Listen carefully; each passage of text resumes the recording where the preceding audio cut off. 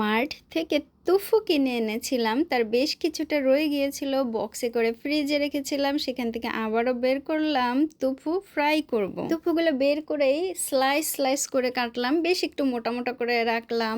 এই টুফুটা হচ্ছে দুবু আমরা কোরিয়াতে বলি, সয়াবিনের বীজ দিয়ে তৈরি করা হয়, ভীষণ নরম।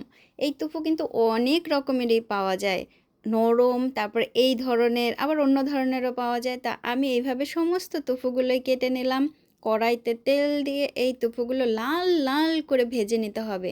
একটু লবণ দেব না বা কোনো কিছুই দেব না, শুধুমাত্র এপাট ওপাট দুবো বা থুফুর দুইটা পাশই লাল লাল করে ভেজে নিয়ে খাবো।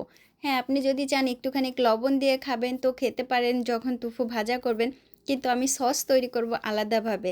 সয়া সস, চিনি এবং ভিনেগার, এই তিনটা দিয়ে যখন আপনি একটা সস তৈরি করবেন তখন আর দুবু বা থুফুতে লবণ দেওয়ার প্রয়োজন পড়বে না। টুফু ভাজা হয়ে গেছে, এখন সসটাও রেডি হয়ে গেছে। খুব মজা লাগে, এইভাবে খেয়ে দেখতে পারেন।